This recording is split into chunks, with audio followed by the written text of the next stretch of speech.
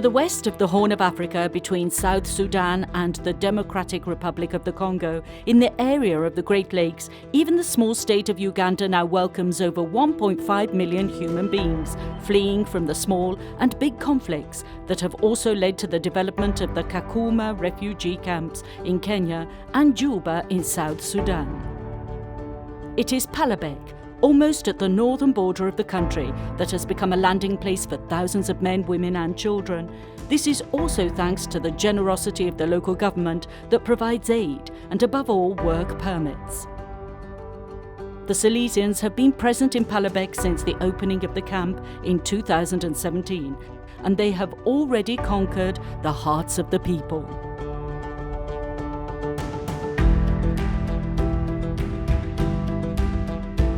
The Salesians take care of the animation in the Christian communities scattered in the camp, evangelizing with simplicity, and to educate children and young people through schooling, offering themselves as a reference point for their growth in support of families.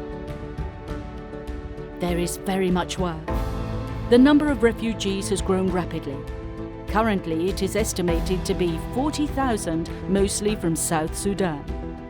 They are people who need everything because they have escaped only with the clothes they were wearing and their children in their arms.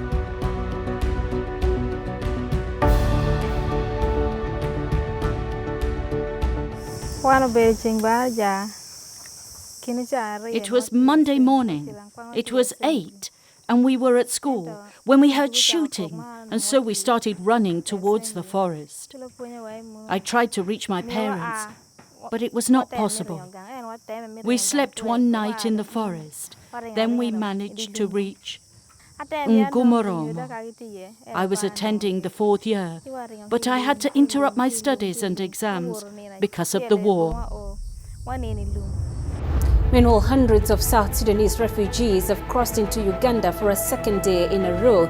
They were displaced in fighting between South Sudanese government troops and opposition fighters. Those clashes took place in the town of Pajok. Some reports say civilians were caught in the crossfire, but the South Sudanese government denies that. Refugees in Uganda have been recounting their ordeal. It's believed more than 3,000 people escaped the clashes in Pajok. And primary school. I am a teacher of kindergarten and primary school. When the war started in Pajok, the soldiers arrived. They surrounded us, and at that moment, we started to hear shots everywhere. I ran home, and there was no one. So I went back to school, but when I arrived, I did not find them. I started running everywhere because the children were no longer there. I was without my children. I ran until I reached Ngomoromo, where I found some of my children, but others were arrested. One of my daughters was arrested and imprisoned. Here's what happened to Pajok.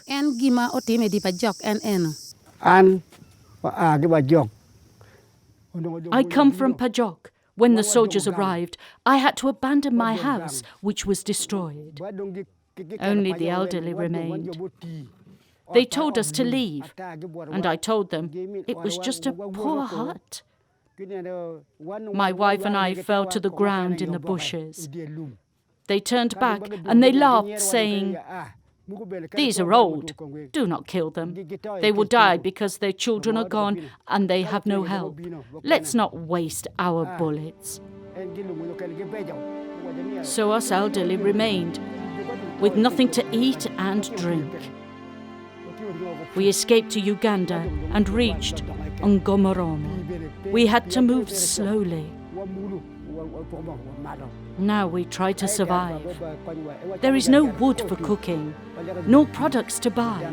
We eat beans and polenta, and when we are exhausted, we ask our neighbors. Only God helps us to stay alive.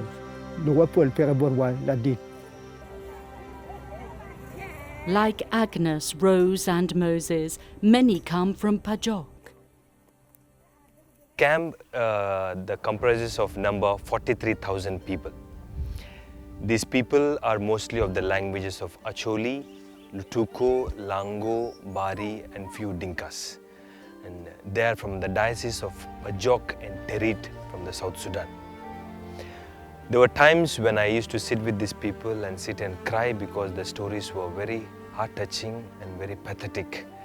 And they don't have food to eat and the clothes to wear, and they're worried about the children. They are displaced in different parts of the camp, and some died on the way, their parents and their brothers and sisters, and it is very discouraging to hear. In Uganda, the lives of refugees are more humane than in other countries.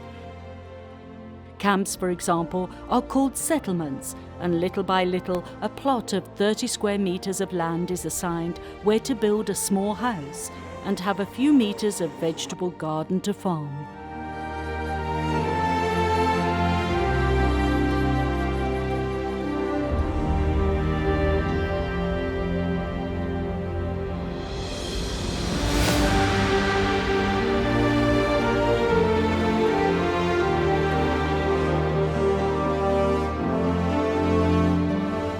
The Salesians commit themselves to doing pastoral work and evangelization, educational work and schooling.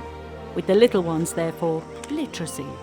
And for the older ones, starting in a vocational training centre so that no one remains without doing nothing. And on the contrary, returning home in the future, having learned a trade. Most of the inhabitants of Palabek's humanitarian settlement are in fact women, children and the elderly who manage to escape. The men remain to fight in this or that faction and to defend the little that was there. So you can see that woman going, they have harvested firewood and they are going to use it as fuel for cooking. So this has a lot of issues between the refugees and the host communities, considering the fact that there used to be only 200 households in this piece of land, the local population. And now we have refugees brought in, over 40,000 refugees brought in. So this has brought pressure on the resources, in particular vegetation. And the threat and the fear is that if we continue to use this vegetable without replacing it, without planting trees, this place will be worst off. We will have no trees, no windbreaks, and the environment will get spoiled. And so we have been lobbying and emphasizing to the agencies and the OPM and the UNHCR and the local authorities so that the refugees are given seedlings so that they plant. The work of the Salesians is incessant. They share the difficulties of the people and bear witness to the gospel with the welcome and attention towards the most marginalized and weak, that is, the young, the elderly, and the sick. I think the main challenges the education and evangelization. And so there is a need, for example, knowing that there are many Christians, many Catholic Christians, there is a need for new chapels because the people, they want really to gather for prayer, for the sacraments, for the Eucharist, and so on.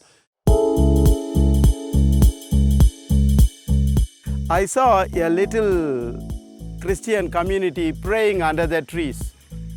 And I went to the catechist and I introduced myself and I said, I'm a priest, I want to say Mass. It was on the feast of Corpus Christi, 18th of June. And within a minute or two, we had a wonderful celebration of the Eucharist. At the end of the Mass, the catechist asked me, Father, will you come to celebrate Mass for us next week? I just looked around and I said, yes, I will come. I came following week and I happened to see a large community of nearly 400 people praying under a large tree. It moved me. And they told me that they had not been having Mass for nearly a year. Then every week, almost every week, I started coming to the settlement. Father Ladza Arazu was born in South India, but has been in Africa since 1990, when he began his formation in East Africa. After his priestly ordination, he was immediately sent to Uganda, where he spent his ministry in schools for 20 years. Then he felt within himself a special call to work with the refugees. Every day, despite the fatigue, he is happy to work with them. because he is the first to be enriched.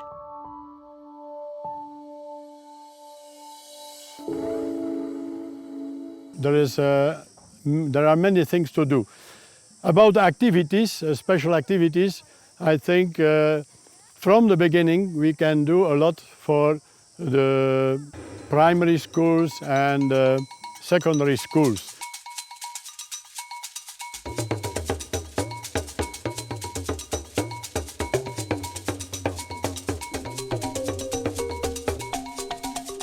%86% of the population of the camp are women and children, and they are young people. And more than 60% are either teenagers or they are children. And of course, there are below the age of 3, there are hundreds and thousands of children. So these young people, these vulnerable young people who are living in the camp is the motivation for us to stay, motivation for us to commit ourselves for their education and evangelization, to care for them and to give them an integral formation.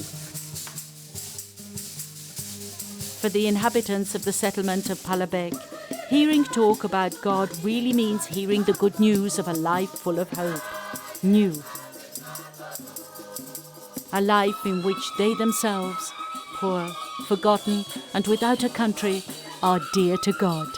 A life in which brotherhood and sharing are possible.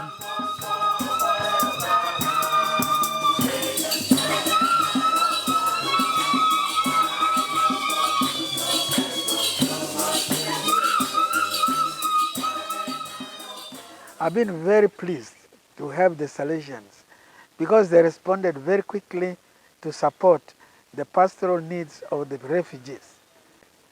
And they have projects for establishing schools so that the future of this, especially the young generation of refugees who have run there, is ensured. They're educated. When they go back, they will have the responsibility of running their country. This, I thought, was a holistic approach. You don't only deal with the needs of the body, but also you deal with the needs of the spirit. My greatest challenge I'm facing now, reflecting over the situations of war and so on everywhere, is how can we reawaken in ourselves as humanity the sense of being human to one another, so that nobody is a stranger in the company of another human being, because we are really, in truth, we're all of one species on this planet, and we should learn to live as one family, united, harmonious, and peaceful.